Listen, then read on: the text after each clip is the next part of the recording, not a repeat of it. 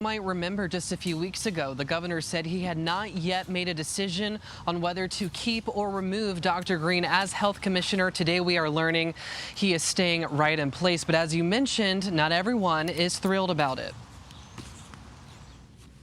I have faith that he can get the job done, but he needs to get the job done. Nearly a month after Virginia's top doctor made headlines for downplaying racial disparities in health, Governor Glenn Youngkin says Dr. Colin Greene will stay in his role as commissioner of the state health department. I think that Dr. Greene is fully capable. You might remember Greene was quoted in the Washington Post saying racism and gun violence are politically charged words, as well as rejecting racism as a public health crisis and saying structural racism cannot be measured. That caused many medical experts and lawmakers to speak out.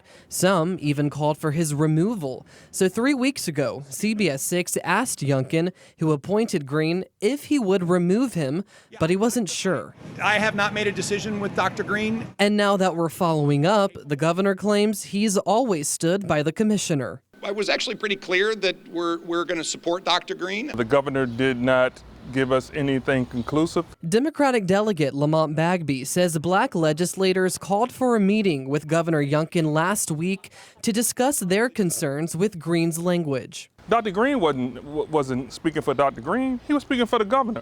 In those roles, you speak for the governor. While Youngkin has expressed disappointment in the way Greene miscommunicated his administration's goals to address racial disparities, Bagby wanted to know how the governor is making sure he doesn't do it again. What corrective actions were being taken, and there was no detailed feedback on that. And he says he worries for public health employees that have to work under that leadership. In fact, this newly obtained email underscores a disconnect between the state and local levels of public health. The evening that the Post article published, acting director of the Richmond-Henrico Health Districts, Dr. Melissa Veray, told her staff she understands if recent changes in leadership left folks feeling adrift or unclear, and that the media coverage could cause them to feel, quote, blindsided, frustrated, angry, heartsick, and perhaps wondering, what are we even doing here? Every one of our cabinet secretaries understands that there are objectives that we have set as an administration, and we hold them accountable.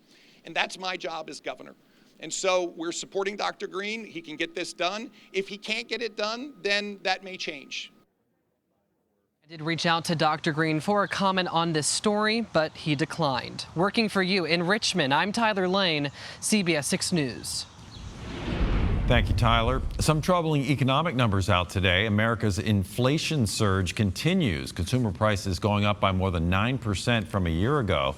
That's the largest increase in more than